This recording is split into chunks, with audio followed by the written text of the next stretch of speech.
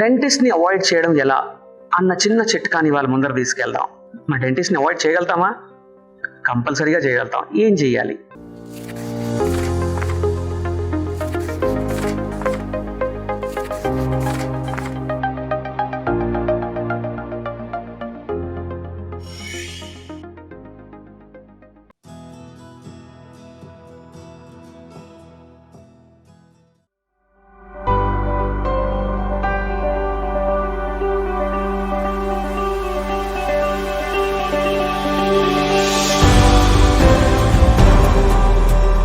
Environ Life Science Limited, partnering for life.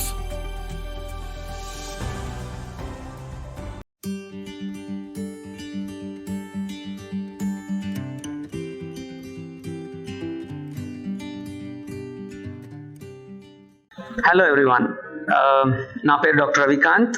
నేను dental సర్జన్ని, century హాస్పిటల్లో పనిచేస్తున్నాను. డెంటిస్ట్ని అవాయిడ్ చేయడం ఎలా అన్న చిన్న చిట్కాని వాళ్ళ ముందర తీసుకెళ్దాం.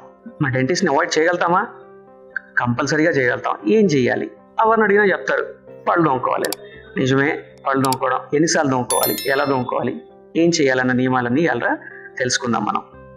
మొదటిగా first and foremost 2 minutes of brushing is very important. But if it is important in the night also. ప్రొద్దున మాత్రం తోముకుంటే సరిపోదు. ప్రొద్దున తోముకున్నది ఎదుటాల కోసం అనుకుందాం. నైట్ తోముకున్నది మన హెల్త్ పరంగా మనకి ఇంపార్టెంట్. ఎందుకు?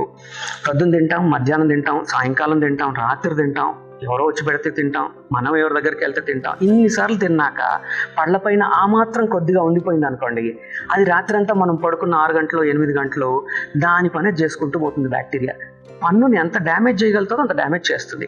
అది చేయకుండా ఉండాలంటే నైట్ కంపల్సరీగా ఆ 2 నిమిషాలు ఏవైతే ఇవ్వాలో అవి కంపల్సరీగా ఇచ్చేసి నీట్గా పళ్ళు తోముకొని శుభ్రంగా చేసుకున్న తర్వాత అప్పుడు పడుకుంటే ఫ్రెష్.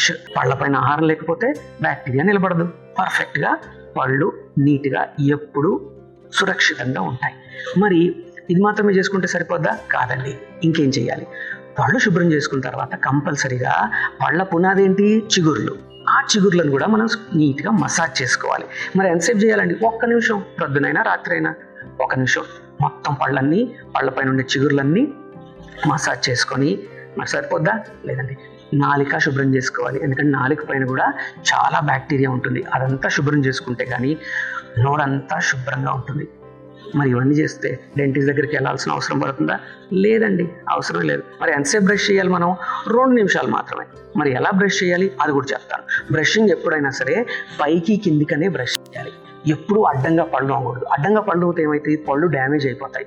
పళ్ళ పైన ఉండే చాలా ప్రెషియస్ ఎనామెల్ పోతుంది.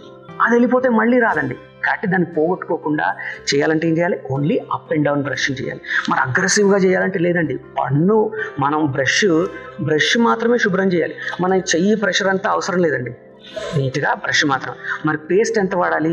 అడ్వర్టైజ్మెంట్లో చూపెట్టినంత ఇంత పొడుగు అవసరం లేదండి. ఇంత వాడితే చాలు. ఆ మాత్రం నీట్గా పళ్ళను. ఎందుకు? ఎక్కువ ఉందనుకోండి నోరు నిండిపోతుంది, ఒకటేసారి ఉమ్మేస్తాం, బ్రష్ కడిగేస్తాం, పెట్టేసి వెళ్ళిపోతాం. కాదుగా, కొంచెం పేస్ట్ ఉండాలి.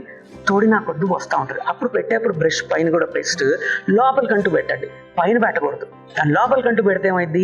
మీరు తోమినా కొద్ది కొంచెం కొంచెంగా బయటకు వస్తూ ఉంటుంది. అది కొంచెం కొంచెం వచ్చిన చోటల్లా బాగా బ్రష్ చేస్తారు. నీట్గా బ్రష్ చేస్తే పళ్ళ మధ్యలో ఉండే అన్నం కూడా, ఆహారం కూడా, ఒక ఫైబరస్ డైట్ కానీ అదంతా కూడా శుభ్రంగా అంతా బయటకు వచ్చేస్తుంది. మరి బ్రషింగ్ మాత్రమే సరిపోతుందా అంటే కాదని అంటారు. ఇంకోటి ఏం చేయగలుగుతాం? ఫ్లాసింగ్ అంటారు. అంటే పళ్ళ మధ్యలో ఒకవేళ ఏమైనా ఉంటే, పళ్ళ మధ్యలో ఇరుక్కుపోయిన అన్నం కానీ ఆహారం కానీ ఏదైనా మిగిలిపోయిన ఉంటే కూడా దాన్ని కూడా వచ్చి ఫ్లాసింగ్ చేయడం ద్వారా తీసేయచ్చు. మరి ఫ్లాస్ అంటే ఏంటి? అదొక చిన్న దారం అనుకుందాం, మెడికేటెడ్ దారం. దానిపైన వ్యాక్స్ ఉంటుంది, చిగుర్లను హాని చేయదు, నీట్గా పళ్ళ మధ్యలోకి వెళ్ళిపోతుంది, మధ్యలో ఉన్న ఆహారాన్ని అంతా తీసేస్తుంది. మరి ఇది ఎప్పుడు చేయాలి? పడుకునే ముందర, బ్రష్ చేసుకునే ముందర చేసేసి నీట్గా బ్రష్ చేసుకుని పడుకుంటే. నేను చెప్తున్నాను కదండి, అసలు డెంటిస్ట్ ఆఫీస్లోకి వెళ్ళాల్సిన అవసరం పడదు. నేను చెప్తున్నాను.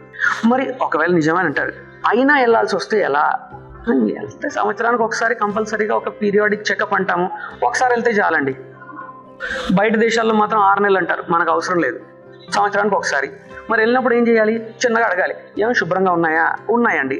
లేదు పళ్ళపైన ఏమైనా మనం టార్టార్ అంటాం, ఏదైనా తిన్నది ఆహారం అంటే ఉండిపోతే కానీ గారబట్టిపోద్ది.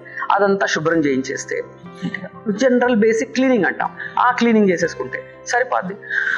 ఏదైనా డౌట్ ఉందండి, మరి 30కి వస్తున్నాను, 40లో వస్తున్నాను, 50 దాటుతున్నాను అన్న ఆలోచన వయసు పరంగా ఉంటే ఒక్క ఎక్స్రే ఆగరు, అన్ని పళ్ళలో ఒక ఎక్స్రే తీసేస్తారు. ఫైల్ పెట్టుకోండి, నీట్గా ఫైల్ వేసేయండి. వచ్చే సంవత్సరం మళ్ళీ చేసినప్పుడు పోయినసారిది ఈసారిది 2 చూసుకోండి, ఎంత బాగుంది ఎంత చెడిపోయింది దానిలోనే తెలిసిపోద్ది. మన ఇంప్రూవ్మెంట్ మనకే తెలుస్తుంది. సో గంటల తరబడి డెంటిస్ట్ ఆఫీస్లో కూర్చోవడం కానీ, చాలా పెద్ద పెద్ద ట్రీట్మెంట్లు చేసుకోవాల్సిన అవసరాలన్నీ తీరిపోతాయి. ఏం చేస్తే ఓ 2 నిమిషాలు ప్రొద్దున్న 2 నిమిషాలు రాత్రి మాత్రం బ్రష్ చేసుకోండి. చెప్తున్నాను, అసలు డాక్టర్ గారు డెంటిస్ట్ ఆఫీస్ దగ్గరికి వెళ్ళాల్సిన అవసరం పడదు మాకు. మరి తినాల్సిన ఆహారపు అలవాట్లు, ఆ వాటిని ఏ విధంగా చూసుకోవాలంటే, ఒకటండి, మనం జనరల్గా ఉదయం బ్రేక్ఫాస్ట్, మధ్యలో లంచ్, సాయంకాలం మన డిన్నర్ అన్నది మన దినచర్య కాకుండా ఎవరో వస్తారు వాళ్ళకేదో పెడతాం, మనం కొంచెం తింటాం. అవునా? మరి మనం పక్క వాళ్ళ ఇంటికి వెళ్తే వాళ్ళు పెడతారు, మాకు పెడతారు, అక్కడ తింటాం.